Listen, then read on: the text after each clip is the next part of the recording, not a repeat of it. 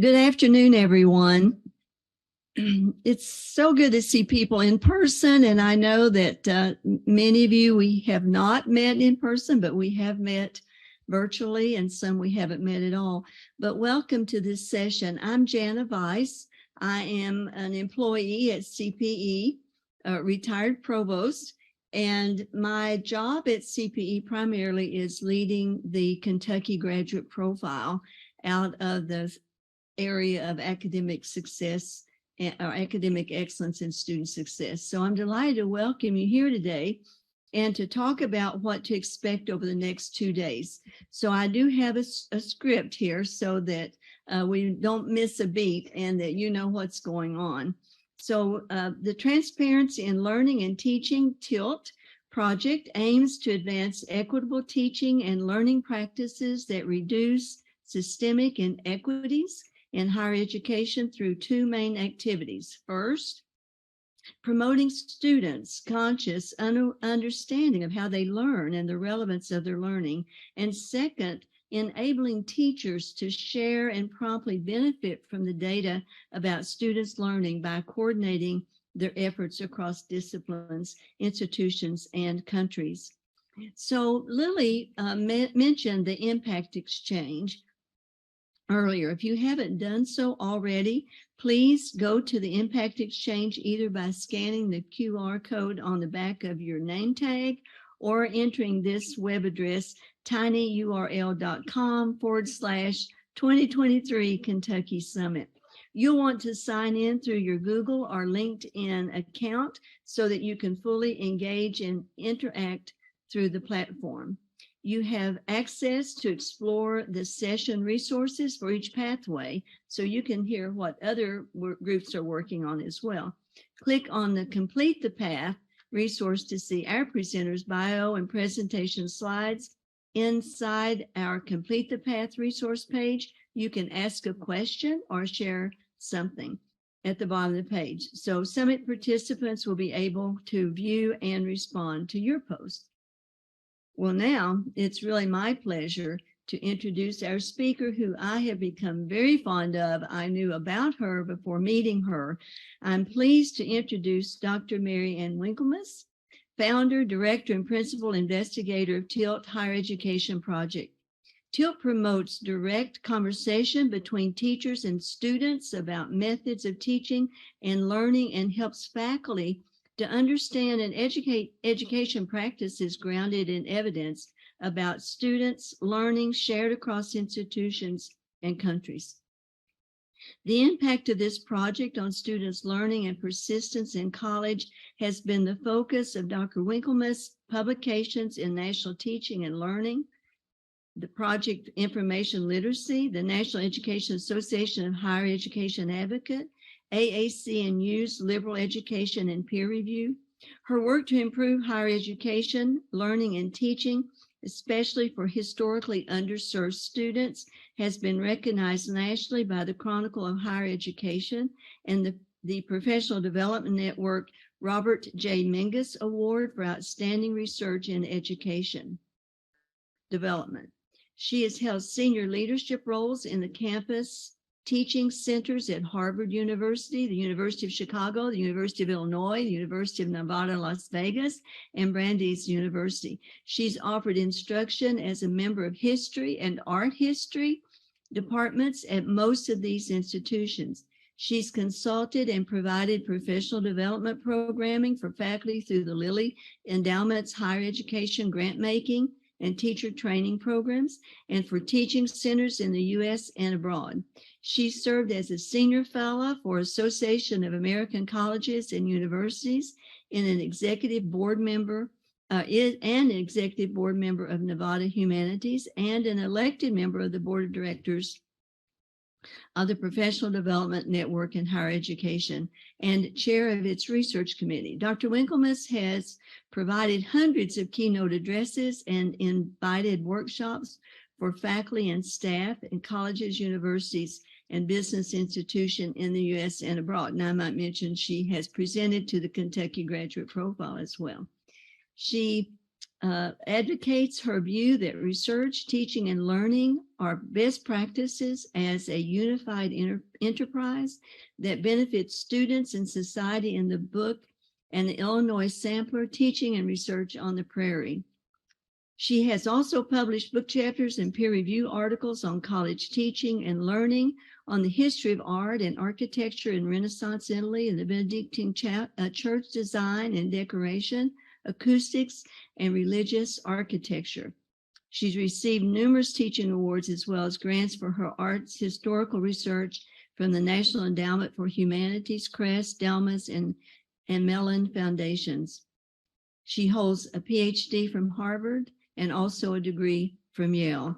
And I couldn't be more pleased to welcome Dr. Marianne Winkelmes. Let's give her a Kentucky welcome. Thank you so much, Janet. Thank you very much, Dr. Weiss, for that very generous introduction. I want to say I've been working with Dr. Weiss and some of her colleagues, Lily Massa McKinley and others, for about almost a year now. And this is the first time that we've been together in person. And it just feels absolutely wonderful to be here with all of you together in person for a day and a half. It feels like a real luxury to be having that opportunity to work together. I also want to thank particularly these folks who have helped me to plan, to understand your context better, and to prepare for today's work and tomorrow's work. Most of you have got a handout here, and anyone who's watching online would be able to find the handout at this address. It's a tiny url.com/tilt-kygpa. So here's an overview of how I expect we'll spend our time together today. And I'm using the TILT framework, the Transparency in Learning and Teaching framework, to offer that overview. So the framework has 3 parts: purpose, tasks, and criteria. And here's how I hope it will go for us this afternoon. The purpose is for you to understand what transparency is, what is transparent instruction, and how does it improve student success? How does it work? How does it improve student success? The tasks, first, I'll offer some research reviews, so you'll see our studies and how the data that shows us how it works. And then you'll have a chance to look at some examples and discuss them, because I think it always helps to see how something works when you have an actual real life example from the studies in front of you. And then our criteria are these. We will have succeeded this afternoon if you walk away with some understanding of what TILT is and how it works, and with some specific strategies and tools that you can use to apply the TILT framework to your own situations, to your own contexts. So what do I mean by transparent instruction? All we really mean when we say that is that we're talking about teaching not just the what or the content of a course, but we're also out loud on purpose talking with students about how students are learning that content, why we are manipulating their learning experiences in the ways that we choose to do, and how are students going to use this learning not just in our class, but in other classes and after graduation, in their lives, in their careers. Why is transparent instruction gaining attention? I think there are probably 3 big reasons for this. First of all, this is about a small change, right? A little tweak, a tilt that has a large impact on student success. Second, that impact is equitable, meaning it helps all students to a statistically significant degree that we've studied, and it helps underserved students even more. So there are greater gains for first-generation students, low-income students, ethnically underrepresented students. Third, this is something that teachers can do right now that complement larger statewide or university-wide student success efforts.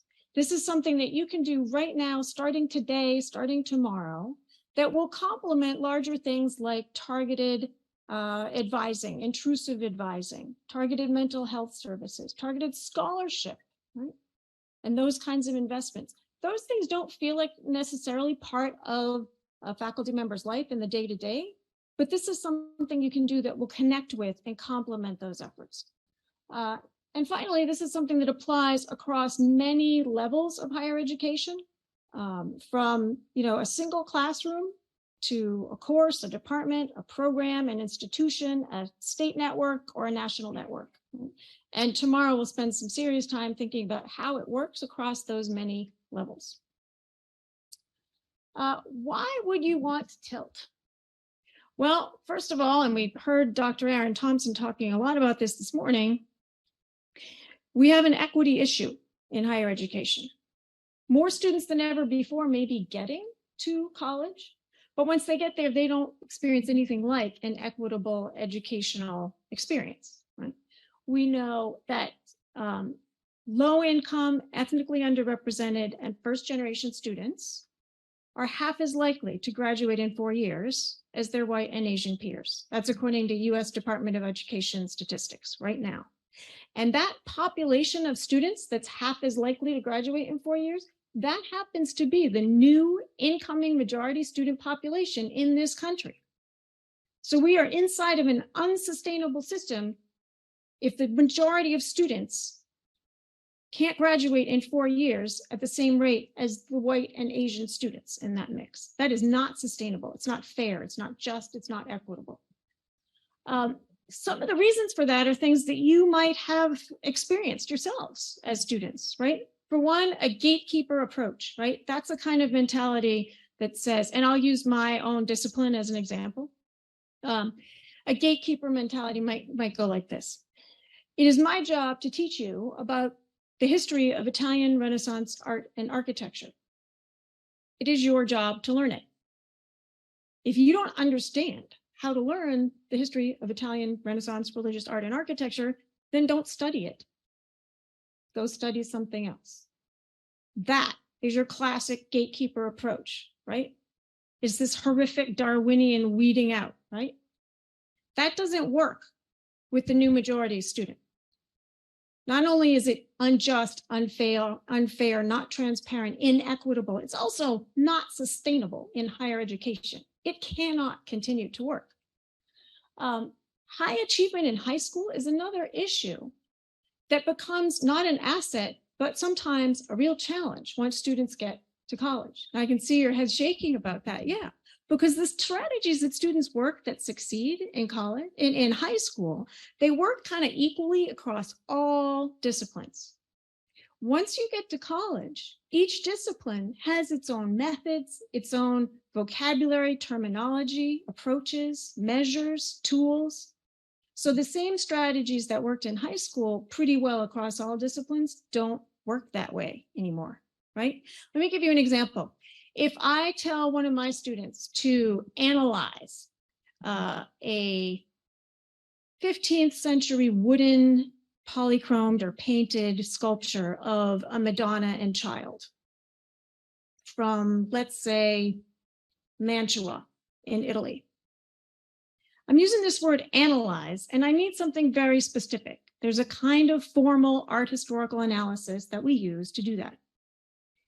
The chemistry professor who asks that same student to analyze a chemical reaction as part of their lab report experience, that chemistry professor means something completely different by that word analyze than what I meant.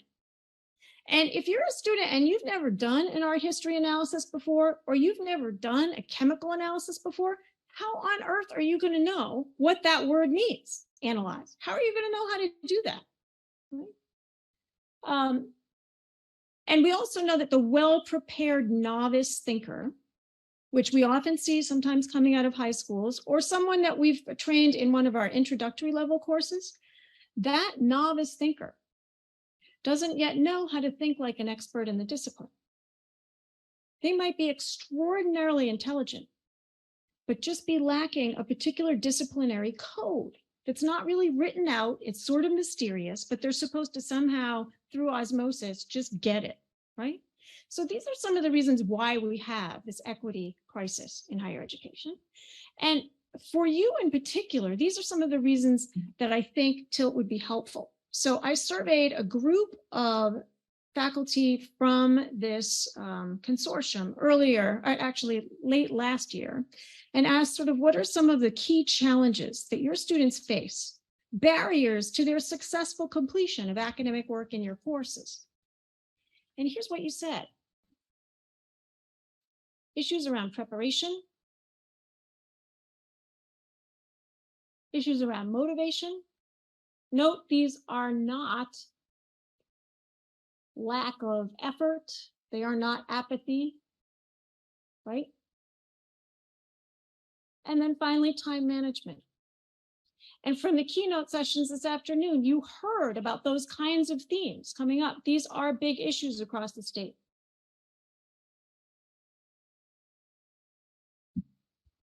Tilt is something also, another reason that you might wish to use it is that it is a strategy that will help students recognize the value of what we are offering them. We may know that we are teaching students 10 essential skills that they need to succeed in the workplace, that they need to succeed as educated citizens in a commonwealth, in a state of Kentucky. But do the students recognize every single skill? Every time we're touching on that skill, every time they're practicing it, do they get that that's what they're doing? And do they get why why they're doing it? Do they understand that what they're doing right now today in a class meeting has relevance for their careers a decade from now? So Tilt is something that's going to help you recognize that, or help students recognize that.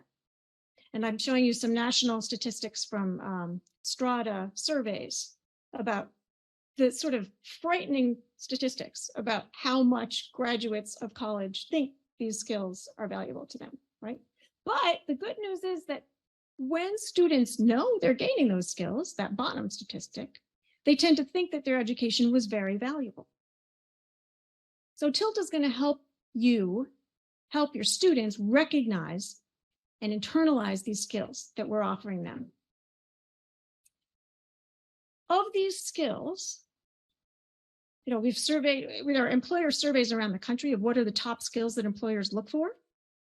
And I'm listing those top skills up here, and everywhere you see a little yellow highlighted numbered skill, that's one of your top 10 skills. So not only are you prioritizing skills that matter in Kentucky, but skills that matter to employers nationally. And these are the skills that we want your students to recognize more. So what does Tilt look like, right? What does it really mean if we're going to teach and learn transparently? So on page 3 of your handout, I've offered you a simple summary version of the Tilt framework. And it's just got 3 parts: the purpose, the task, and the criteria. So the idea is that before students do any work in a course on a particular assignment, they must understand about the purpose, task, and criteria before they start. That's going to require direct communication among the teacher and the students about the purposes. And that's got 2 parts, the purposes. First of all, what skills will the student practice by doing this particular assignment? And then what knowledge will they gain? And how are those useful to the student later in life? The tasks. What do we expect for students to do? What steps do we expect for them to avoid? And here's where we did get some pushback from some of the faculty in our early studies, and I'll get back to that in a moment. And then finally, the criteria. We want students to know what good work would look like. So that student who's writing the first art history paper about a painted wooden sculpture of Madonna and Child, they're going to have some sense of what that's supposed to look like before they have to do it. And this means more than just a checklist or a rubric. This means that we need to bring students real world examples, because showing them some past student assignment may not have a real connection to their future career or to their actual lives. We want to find real world examples of work in your discipline that illustrate the skills that we want the students to learn.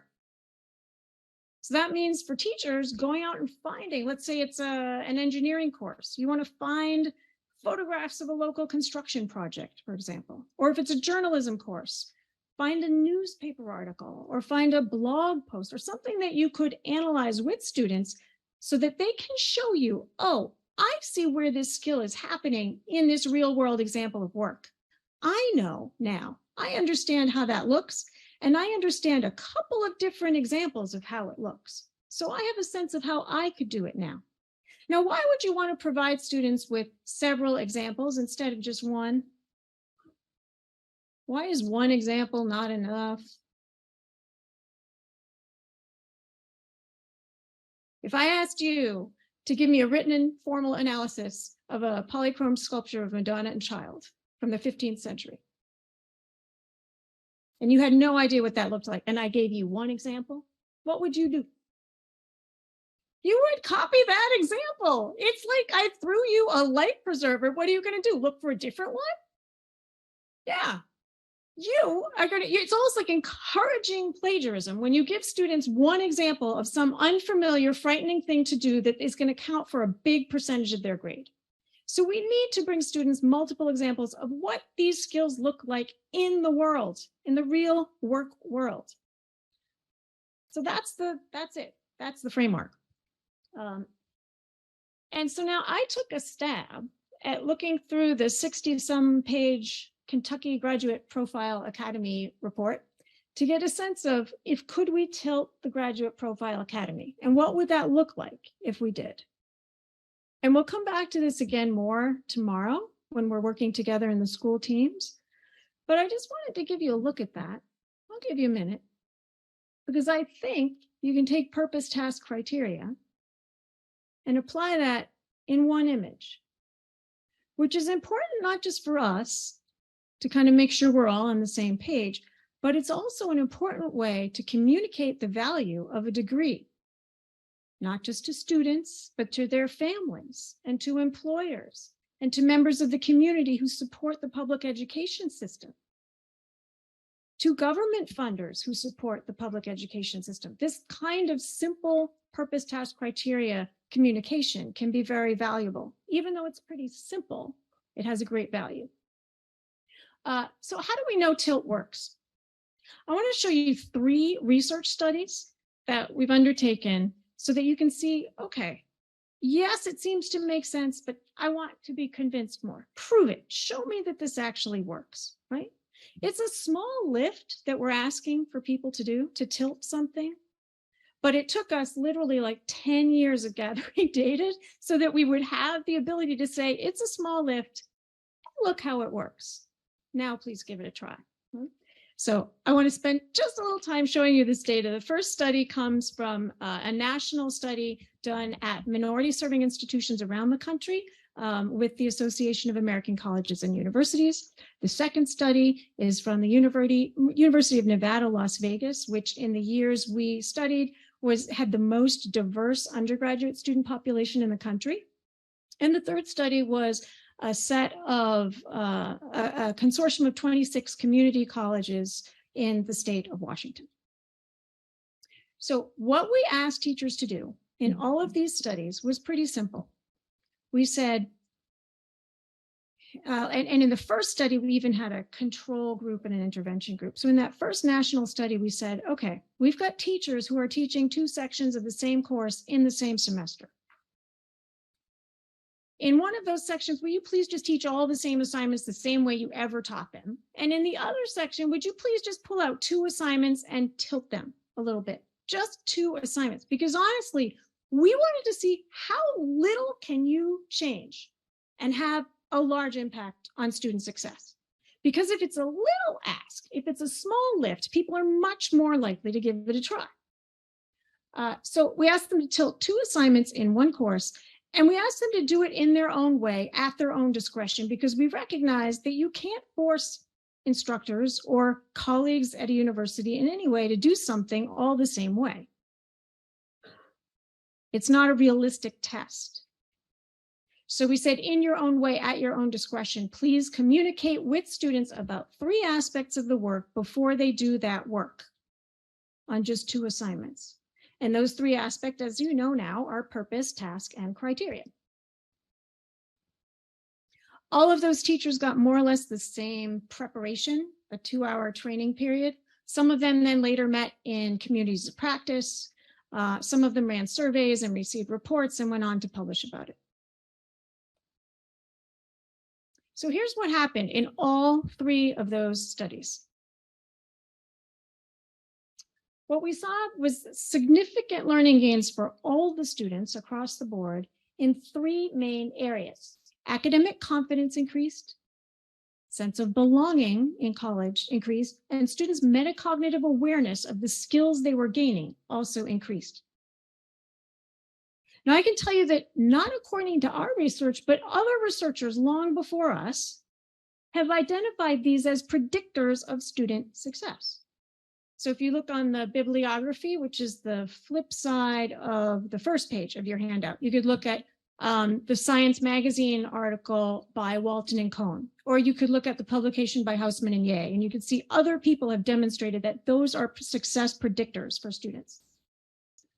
We also saw greater gains for underserved students, although everyone gained, the gains for underserved students were greater. And then we also saw increased retention rates. Now, let me show you how that looks for those of you who might be statisticians out there. And for those of you who aren't, take a peek at these numbers over here. This is talking about the effect size, which means how big of a difference is this really that we're talking about?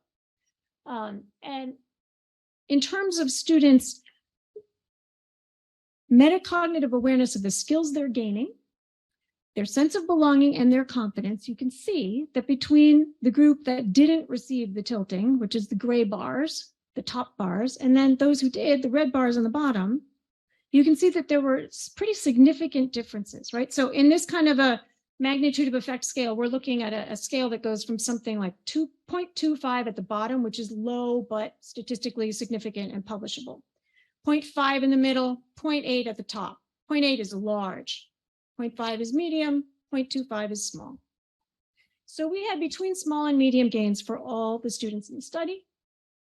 We did a baseline equivalence test to make sure that none of those students was more or less likely to have those kinds of gains than any of the other students, or more or less confident at the beginning, or more or less aware of their skills. And then at the end, when we look at underserved students, here I'm looking at first generation as an example, we saw the size of the difference was larger. We're now between medium and large in size. This is how we know that the underserved students are benefiting more. This is how we know this is equitable. It helps all students some, it helps underserved students a whole lot more. It brings people to a kind of level playing field at the same starting line of readiness to do an assignment. And that's key, to have all the students in your class at the same starting line of readiness to do the work. When we look at the retention rate studies, we saw that 1 year later, at the University of Nevada, Las Vegas, that very diverse undergraduate student body, students were about 15% more likely, 15.5% more likely to come back in a second year, those students who received the treatment versus those who did not. The middle bar is sort of the average rate of retention for that year. The top bar is who got the treatment. The bottom bar is who didn't get the treatment. And then 2 years later, we saw almost as large retention rate difference between those students who got the treatment and those who didn't.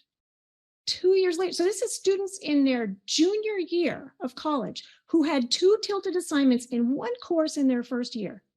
So this is a tiny change that's making a big difference in terms of the equity of student success. We looked at specific skills to see how aware are students in these 2 test groups, right? The intervention group and the control group. How aware are students that they're gaining particular skills? And I picked out some of the skills that are your top 10 skills, just to give you a sense.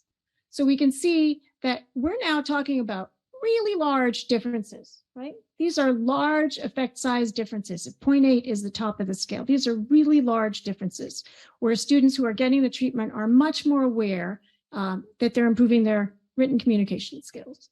And we looked at that in science courses as well, because we thought, well, maybe everybody benefits from this, but let's take a look at a skill that we might not necessarily expect to see as a main emphasis in the course. right? Now, I'm not saying that science courses don't teach writing, because they do, but I'm saying students might not be as aware of it in a STEM course. But in this case, they were very aware of it.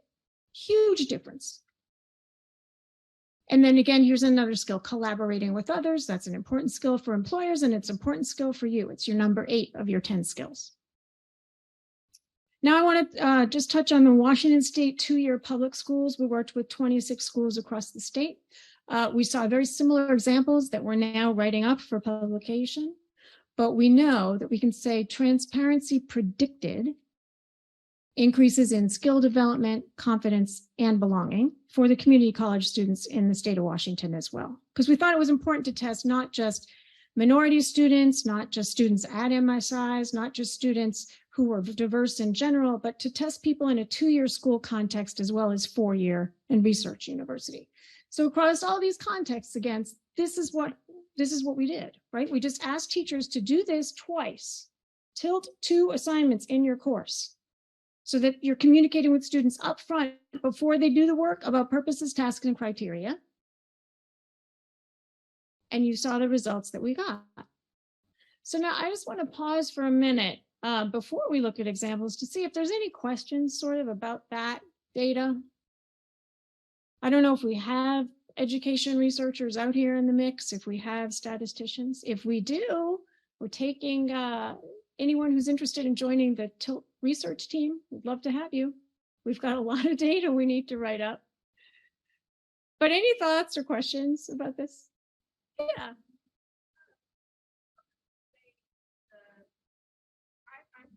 I'm not a statistician, and I'm not a definition of your work. Then by asking, what is the greatest limitation when you're doing this research? And you have the skeptic across the board. Right? What's coming out? That's a really great question. And so, and I did mention actually that we had some pushback from teachers when we said to tell students, to communicate with students, not just about the purpose, but the task and the criteria. Can you think of a time when you might not want to tell students what the task is? Like every action that they should take from start to finish until they complete the work. When would you not want to tell students that? There are legitimate pedagogical reasons to not tell students. Anyone teach performing arts, engineering, theater design, studio art? These are all fields in which we had pushback from faculty. I don't want students to know everything they should do because I want a creative, unique result. I don't want to limit their creativity in this field where creativity is prime and important. So what do we say to those teachers? In this situation, we said, okay, that's a really legitimate reason for hiding the how-to. So why don't you just tell students that's what you're doing?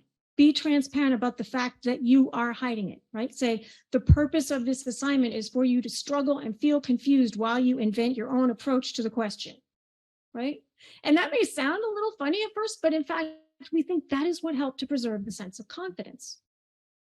And we know that confidence is a predictor of student success. Right? Thank you. That's a great, and that's probably the biggest kind of pushback question that we got in the group. Hi, over there.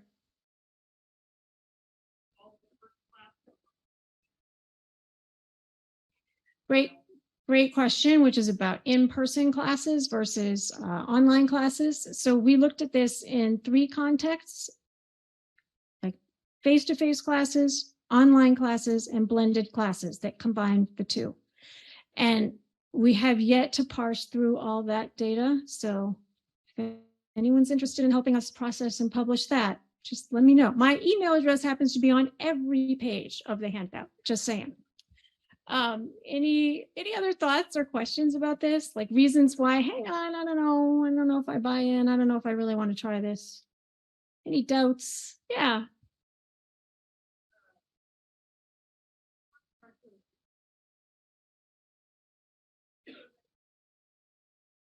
Yes.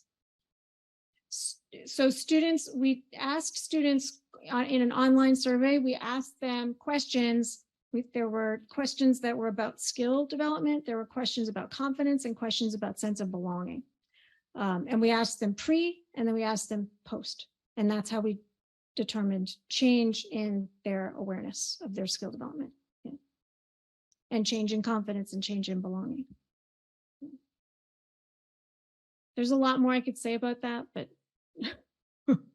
that may not be of interest to the entire crowd. So yes, hi. Do the instructors agree? Yes. So do the instructors see the difference? Yes, they do. And you can read in, there are some publications on the flip side of the top page of your handout. The National Teaching and Learning Forum publications. And I believe that chapter 8 in the 2019 book also has teachers talking about the difference that it made for them. Yeah. And it's not just that the students benefit, the teachers felt they benefited too, because there was, it was easier for them to grade, some of them said, because students already understood what was expected, so they didn't have to explain that in feedback to students as often. Yeah. Yeah, hi.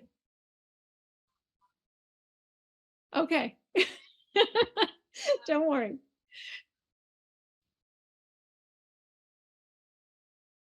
Yeah.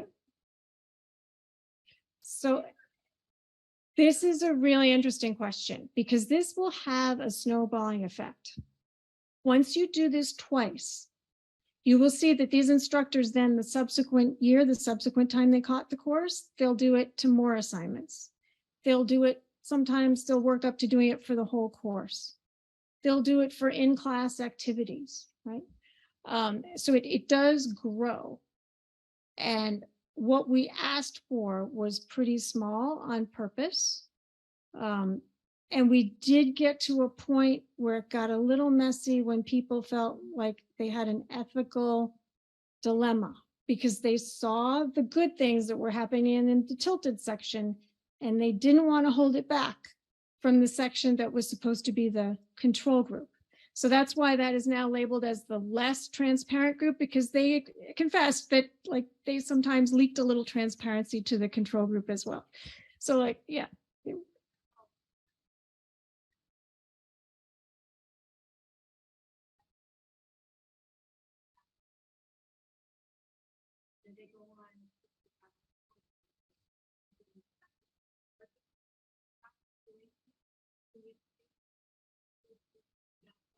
I love this question. Yes, we had hoped that students would get the hang of using this process and then be able to apply it in courses where they didn't see things transparently.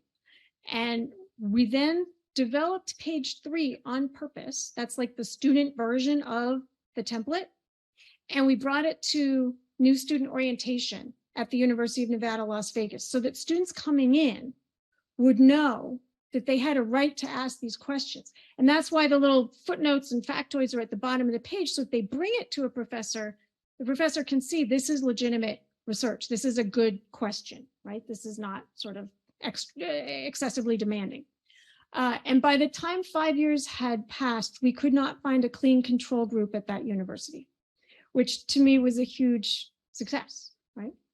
So yes, there's a bleed over factor. Hi, back at EKU.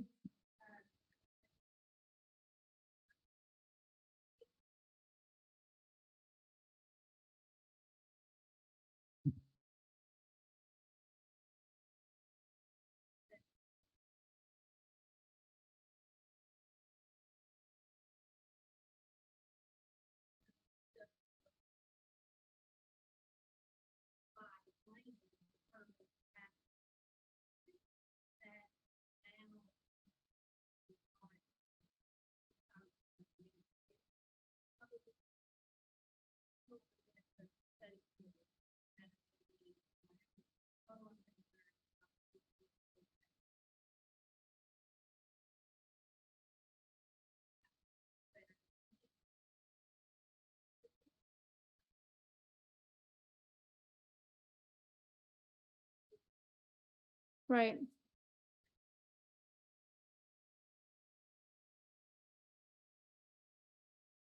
Thank you for sharing that. So we already have communities in Kentucky who are using this with students, first-year students, and finding it to be very helpful because students see the work isn't just busy work. It has a reason. It has skills that they're going to use later. And I also want to say that transparency is more than just something you deliver to the students. Transparency is created in that act of communication, in that interaction among teachers and students. You don't know something is transparent until your students tell it back to you. That's the moment that you know that they understood what you hoped for and what you intended. And they will often show you ways to make things transparent that you hadn't seen. And every new semester of students, every new class of students will show you how to make this work transparent to them in a way that was slightly different from the group before. So if you have zero time to make any changes, just bring page 3 and your existing assignment to your students and they will show you how to make the work more transparent. They will help you know that they are all at the same starting line of readiness before they start doing that particular assignment. Now, I bet you might like to see some examples because like I said before, students need examples and they need multiple examples. So that's what I brought you. If you take a look at page 5 in your handout, you will see an intro level communications assignment for a first year course.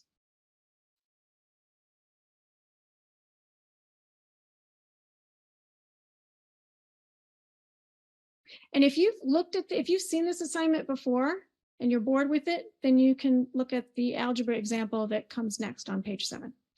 But most of you, I think, will be using page 5. Now, I'm going to ask you in a minute to work in groups to dissect this assignment. Why am I doing that? We were doing fine, right? I gave you some information and you had some good questions and we talked it over. Like, why would I now shift things and make you work together? You've already had a long afternoon, right? And this is how students feel when we change things up on them. So I want to just use the TILT framework to show you why this is going to be worth it. So the purpose of you working in groups here is for you to see what does it look like in practice with an assignment before and after it was tilted, an assignment from our actual research studies. This one comes from the University of Nevada, Las Vegas. The task is you're going to apply the purpose task criteria framework to this assignment. And the goals are you're going to leave with some practice using the TILT framework, and you're going to be ready to do this to your own assignments. You're going to be ready to do this to your own courses, to your own plans, to your own curricula. If you're like me, you can't not do this anymore. So the first thing I want you to look for, I'm going to give you about 5 minutes together in groups. And I'm going to ask you to look for just one thing, the purpose. What is the purpose of the assignment on page 5? Now, the purpose has 2 parts, remember, skills and knowledge. I want you to find what skills the students will practice and what knowledge they will gain from doing this assignment on page 5. And because it's numbered conveniently 1 through 8, when we come back together to discuss, you're going to say, where did you see the purpose? Was it number 1? Was it number 2? Okay. All right, so take about 5 minutes. I'll set a little timer. And when we come back together, you're going to talk about what's the purpose and where is it?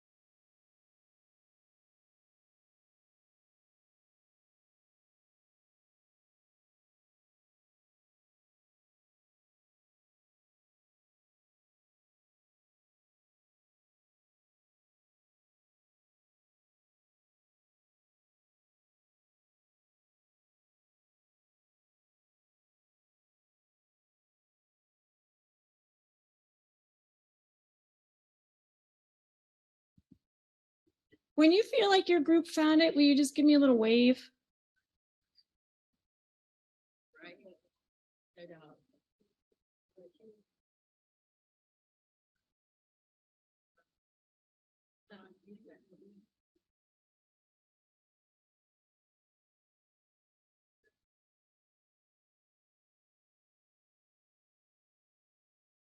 Just give a little wave if you feel like, oh, I know where it is.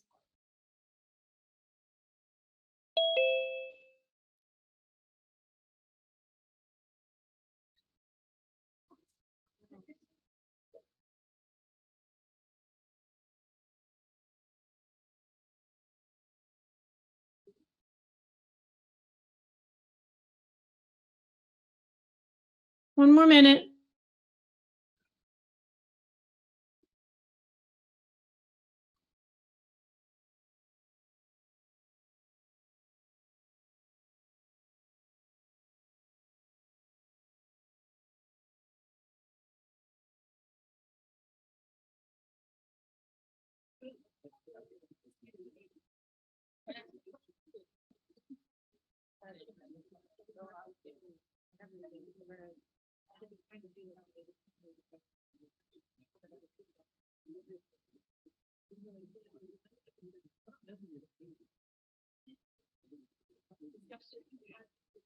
Okay, so are there any groups out there where you think you found the purpose and where it is? How about way over there? Is that, what school are you? System office, Owensboro.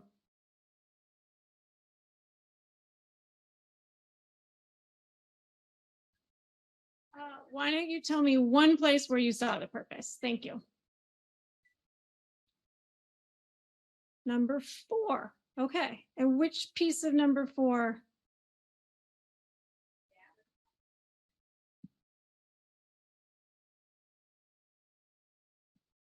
Perfect. Thank you. All right. So we found it in number 4 to gather information about a major or career you're considering. Did anybody see the purpose somewhere else? Where else is this purpose? What over here? What school are you?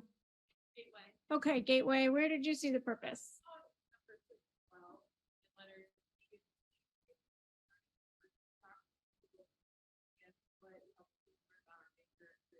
Nice. Okay, so we've got it in 6C, in 6B, and in part 4. So step 1 to making an assignment more transparent is that if you have a purpose, and in this case, a really motivating purpose, learn something about your career choices, don't bury that in part 4 or in part 6, subsection B and C. Why not headline that? That's motivating for students. And it shows them why this is important.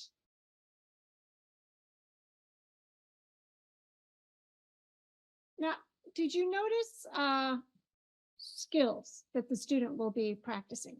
What skills did you notice?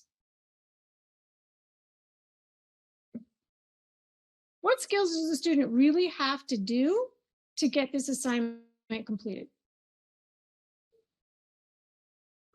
Written communication, verbal communication, designing interview questions, recording. Did somebody say recording? Yeah. Face-to-face communication. Thank you. We're up to 5. Keep going.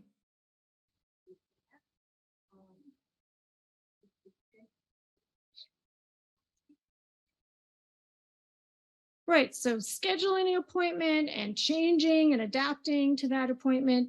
Yes, I heard something else over here too.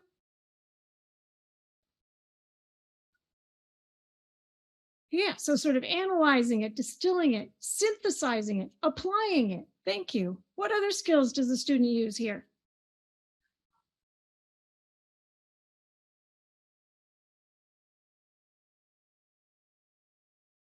Yeah, they're transcribing and okay, so we're up to 12 skills. And I think that you could subdivide some of those, like written communication, that could get broken down into sub skills.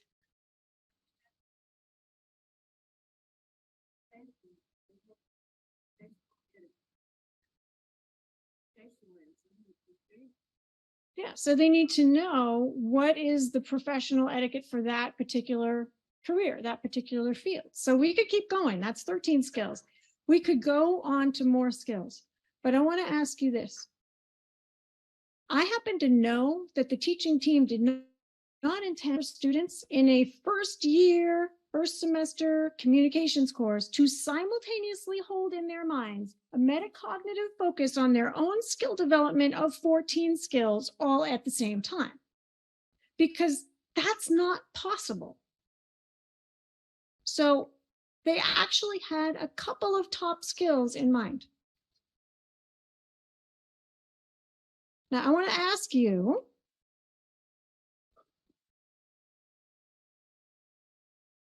do you know right now, do you think you know what those top 2 skills are that the teaching team had in mind? Out of all those 14 that we just listed, could you confidently say what the top 2 are? Okay, so we have a probably technical information. That's a pretty good guess. Technical information could be one of the top 2 skills.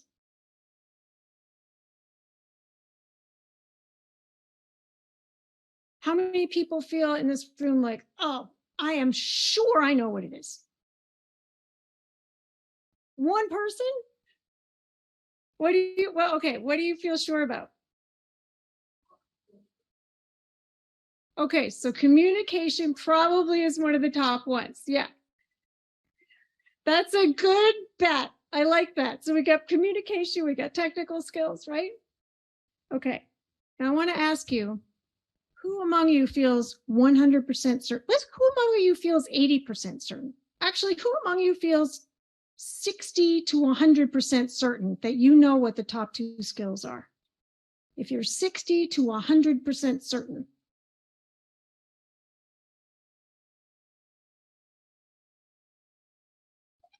Okay, I see like a hand going maybe. Okay, so if you cannot be sure what the top two skills are, what chance do you think the new incoming majority college student has to know what the top 2 skills are that they're focusing on this assignment? Give me odds, give me a percentage. This is a Las Vegas school, right? I want to say 0. Yeah, we have a 0% chance of success for the new incoming majority student to know what the top 2 skills are. Who can do this assignment? Let's describe that person. Who could succeed on this assignment the way it's written right now?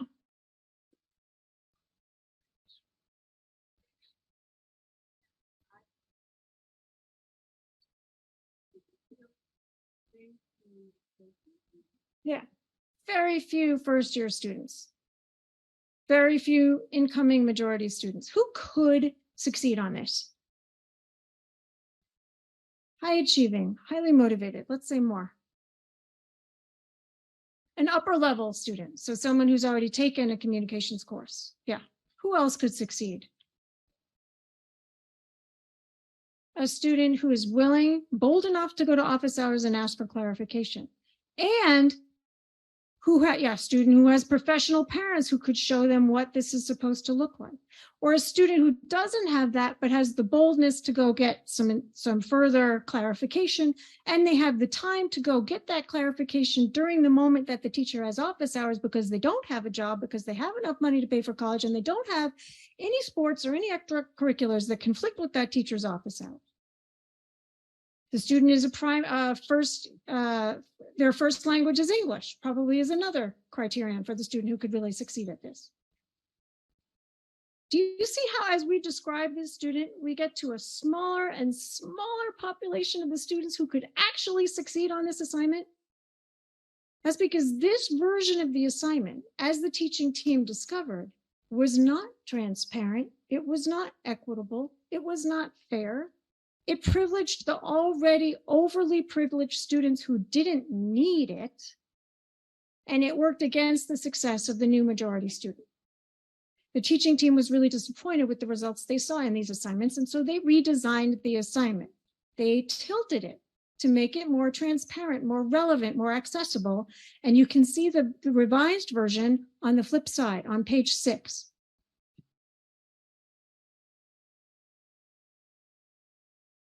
I want to give you another 5 minutes here to discuss these questions up on the screen. How does the revised assignment differ? And how could it be even more transparent? Now, when you can say how much the revised assignment differs from the original, you will know exactly what it takes to tilt an assignment enough to make the kind of difference we saw in the retention rate studies that I showed you earlier. So take 5 minutes and we'll come back to think about these 2 questions.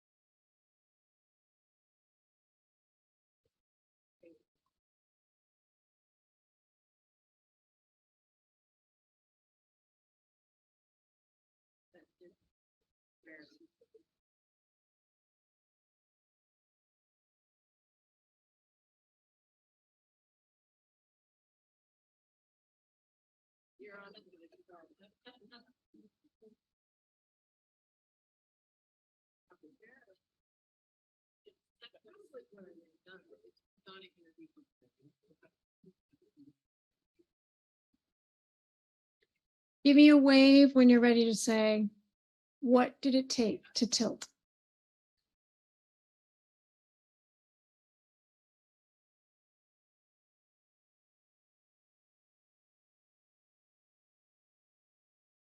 Take a couple more minutes.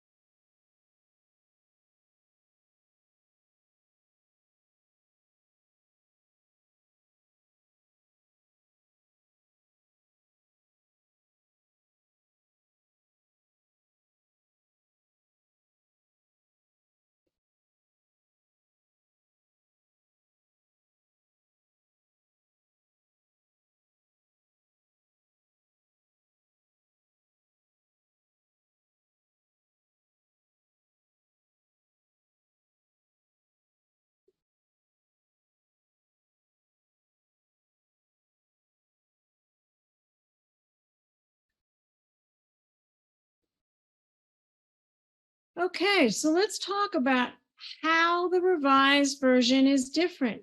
What did it take to tilt enough to make those big differences in student retention rates? How is it different? Anybody want to start us off? How is the revised version different? Okay, we've got due dates. Excellent. 3 due dates. What does that mean to you?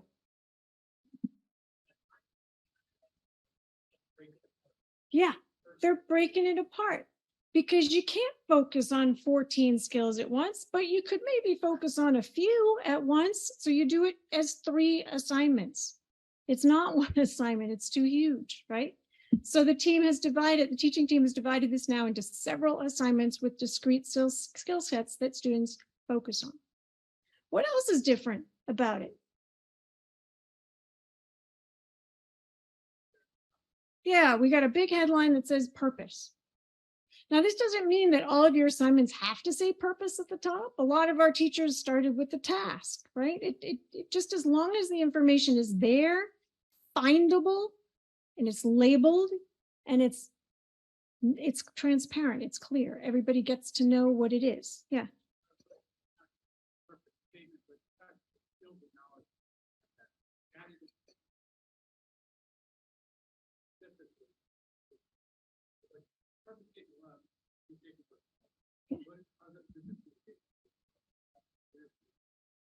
Good point.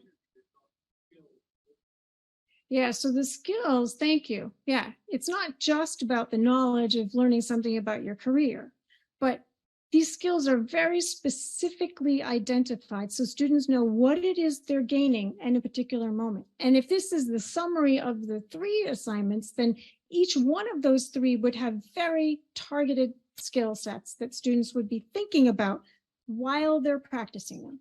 So students could think about, how am I doing while I'm doing it? There's not a huge mystery where you're guessing in the dark and then you get a grade that tells you if you guessed right or not. That is not a good learning experience. This shows students how to know how they're doing when they're doing it, and they know exactly what they're trying to learn. Is there anything about this that, and I didn't show you the criteria here, but there was a communication about criteria, right? There were examples that were offered. Can you think of a way that this could be more transparent, this revised assignment? How could it be more accessible and more relevant to students? Hi.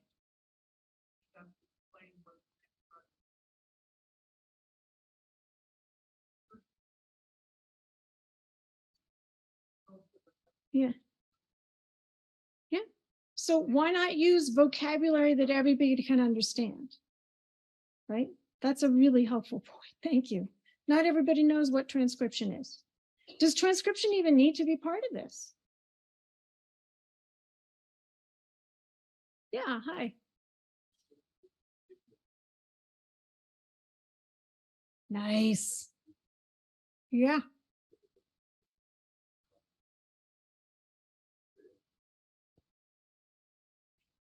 Yes. Practice writing interview questions, examples of what good interview questions look like. And this may have been the focus of one of those 3 separate assignments, so that you're not setting students up for failure, you're setting them up to succeed. Now, what about the accessibility of resources? We know that not all these students are going to be able to find on their own a professional in the field that they want to go into. What do we do about that?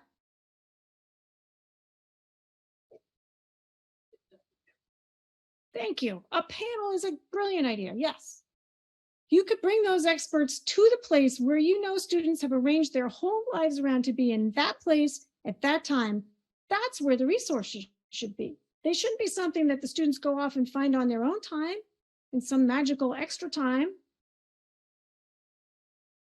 The resources should be, if they're essential resources, they should be in the place at the time that the student needs them.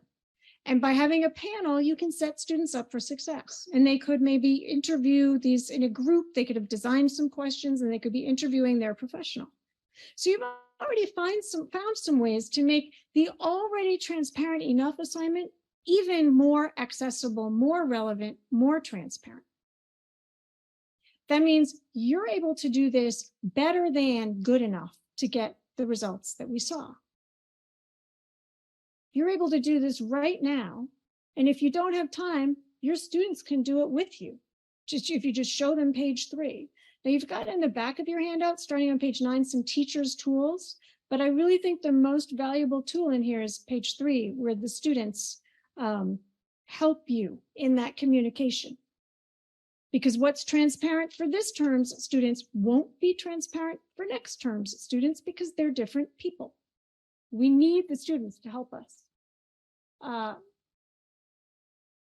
Now, these are all the places here. We've been focusing on just assignment, right? We've been focusing on the level of assignment, but I mentioned that I know that TILT is being used across many levels of the higher education system here. And these are all the places that I know about where people are using TILT and publishing about it. And this is going on in 12 countries that I know about. And some people, like some of these are people that I haven't even worked with because this is spreading even beyond the original TILT research team. But these are the kinds of metrics that we need to be using to demonstrate that these things are happening at all of these layers of the hierarchy. And tomorrow, we're going to be moving this idea of tilting a plan from the level of the assignment up through the rest of the system. And your challenge tomorrow will be, how do we communicate in a way that is transparent and equitable across all the layers of the hierarchy? And these are some very particular layers that Dr. Weiss has suggested that would be really productive to focus on. But you're going to be applying TILT to one of those layers tomorrow. And you're going to be tilting your own plan for how do you make the 10 skills absolutely transparent, relevant, and accessible to everyone in that layer of the system. Because for people to understand the value of the degree and the value of these skills, it's not enough for us and for our students to understand that, but we need to be able to communicate this clearly and transparently to their families, to the community, to employers, and to funders. So tomorrow's work will be to focus on this. How do we create transparency across all of these layers of the system, particularly around those 10 skills? There's more examples, more sample assignments if you want to look at them. There's one more in your handout, actually, the algebra example. But there's plenty more examples on the tilthighered.com website. Thank you for your work this afternoon, and I really look forward to working with you more tomorrow on those 10 skills and making them clear across the curriculum.